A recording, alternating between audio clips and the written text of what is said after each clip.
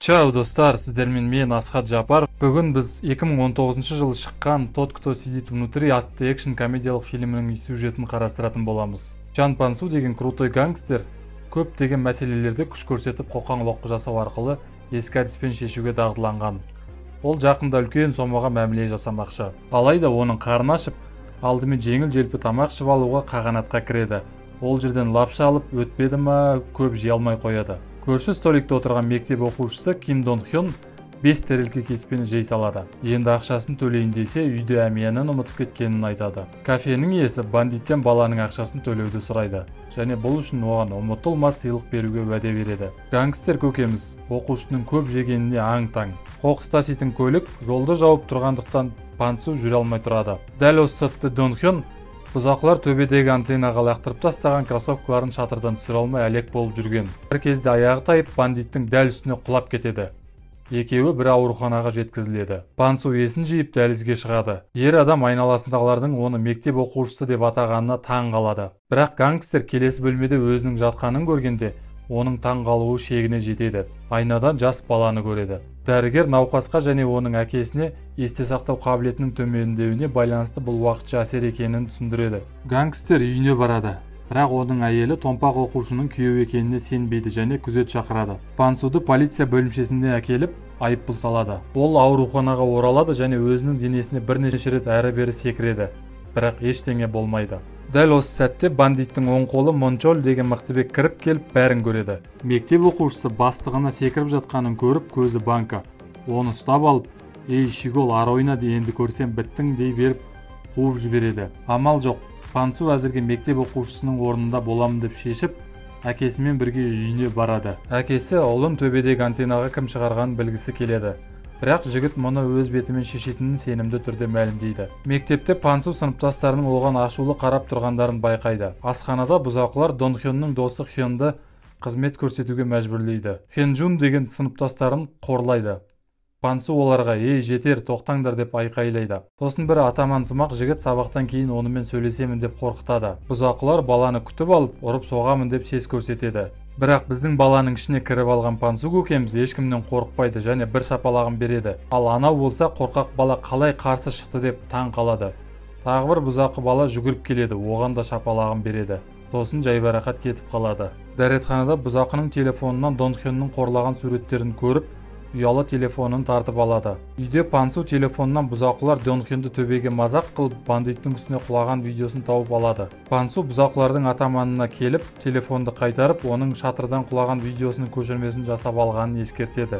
Пансу ауруханаға оралады және өзінің көмекшісі Манчолды табады. Жігіт өзінің бандит екендігіне сендіргісі келіп, өзі ғана білетін көптеген фактілерді келтіреді. Ал көмекшісі ақыры өз бастығының алдында тұрғанына сенеді. Манчол өзінің не үшін үнемі ауруханада екенін түсіндіріп береді. Сөйтсе басқа гангстер Ян оны өлтіргісі келеді екен.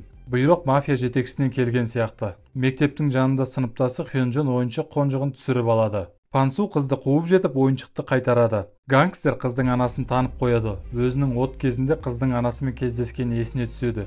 Тура сол кезде сыныптасы Хёнджун өзінің қыз емес пе екен деген ойда қалады. Сөйтіп Пансу Хёнджунның басынан бір тал шашын жұлып алып ДНК тест жасайды. Хёнджун өзінің қызы болып шығады. Бандит өзін формаға келтіріп, қызымен достасуға және оны мектептің сотқарларынан қорғау үшін өзін реттеп спортпен айналысуға шешеді. Ол Хёнджунге де жаттығу залына сертификат береді және екеуі кәсіпқой боксшы Мончолмен бірге қызу жаттығады. Пансу өзінің мешок оқушы денесін качать етіп, қызына өзін қорғауды үйретеді.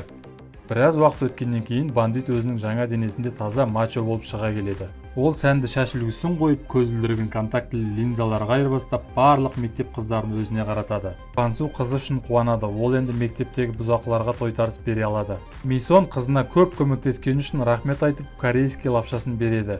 Кенет үш ішіп алған адам кіріп келіп, Мисонға әңгіме айта бастағанда оқушы бала оларды ойнап жүріп құлатады. Пансу Мисонға өзі туралы шындықты айтады, өзінің жас баламен тән ауысып кеткенін айтады. Бірақ әйел әрине сенбейді басында. Әйтеуір дегенде көзі жетіп шын айтып тұрғанын сенеді. Мисон өзін тастап кеткен Пансуға қатты ашулы. Ол оған дереу кет деп айғайлайды, қызына жолаушы болма деп қоса айтады. Мектепте Хёнджун сыныптасынан неге анасы оларға сөйлеуге тыйым салғанын сұрайды. Пансу жауап беруден қашады. Бір кезде Мину есімді сымбатты бір жігіт келіп, Хёнджунды өзінің зәулім үйінде болатын сауық кешке шақырады. Бұрын соңды ондай шақырту алмаған қыз қуана келіседі. Пансу Мисонды кездесуге көндіреді. Ол жасаған бар ауыртпашылықтар үшін кешірім сұрайды. Ал әйел оған қанша жылдан бері қайда жүрсің, кешірім сұрауға тым кеш деп тұрып кетеді. Жігіт оны қуып жетіп сүйіп алады. Мисон оны полицияға апармақшы болады. Бірақ дәл сол сәтте Пансуға бұзақыларға қызмет көрсетіп жүрген Хэн қоңырау шалып, Хёнджонға жаман бірдеме істейін деп жатқандарын естіп қалғанын айтады. Гангстер ағамыз машинасына секіріп мініп алып ұшады сол жаққа қарай. Пансу ішке қарай жүгіріп кіріп келгенде Минудың қызын мазақ қылып тұрғанын көреді. Ал қалғандары қызы қашып кетпесін деп қоршап алған. Гангстер бір талпамен оп-оңай төбелесіп тарқаратып жібереді. Ал Хёнджон Минуға мақта бір-екі соққысын береді. Қалғандары төбелесуге батпай тұрады, екеуі оп-оңай кетіп қалады. Манчоль Янның оған тұзақ құрып, мафия жетекшісіне Пансу ортақ қордан $3 миллион ұрлады деп жала жапқандығын айтады. Сонымен қатар Пансу комада жатқанда Ян оның әйелімен роман болғанын айтады. Содан кейін Пансу мафия жетекшісіне Мончол арқылы хат береді. Онда ол бүкіл шындықты ашады. Хёнджун Пансуға қыз жігіт болып кездесейік дейді. Пансу оған не айтарын білмей анасын жақсы көретінін айтады. Қыз шок болып қашып кетеді. Ян бәсекелесін өлтіру үшін палатаға кіргенде Дон Хёнды гангстер денесінде есін жияды.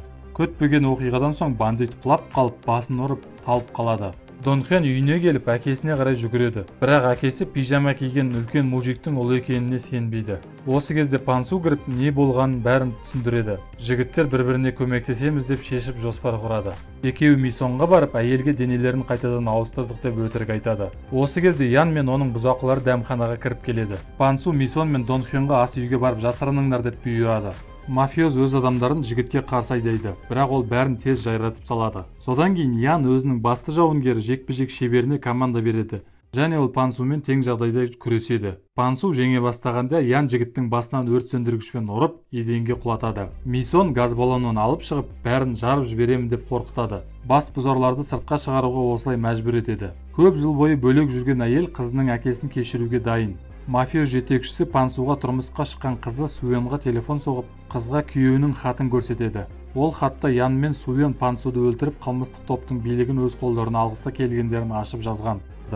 Бірақ оның денесінде әлі оқушы Дон Хэн бар. Әкесі алаяқ қызын барлық мұрагерліктен айырып, бәрін Пансудың атына жазып беремін деп шешеді. Бірақ Дон Хэн өзінше ойланып, отбасына көңіл бөлетін уақыт келді деп бар байлықтан бас тартады. Бір қызығы гангстер Дон Хэнға ауыр жүктен босатқан үшін алғыс айтады. Суен кек алуды ұйғарып, бар жылдамдықпен жігіттерге қарай басады.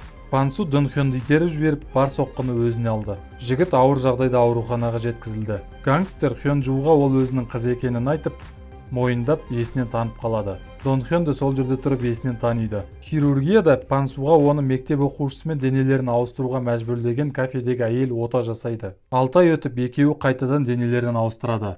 Дон Хэн ауруханадан шығып мектепке қайтып келеді. Оның сыныптастары жігітті қуана қарсы алады. Ал қыздар оған сүйіспеншілікпен қарайды. Бірақ оны тек Хёнджун қызықтырады. Янды түрмеге қамайды. Пансу мен Мисон бәрін басынан бастауға шешеді. Бұрынғы гангстер сүйіктісіне кафе сатып алады, және ол жерде өзі, Дон Хэннің әкесі және Манчоль бәрі бірге жұмыс істейді. Осымен фильмнің соңы, достар. Фильм қалай сіздерге, ұнады ма? Осындай қысқаша формат қалай? Арнама тіркеліп қолдауды ұмытпаңыздар, пікірлеріңізді комментарийге жаза отырыңыздар.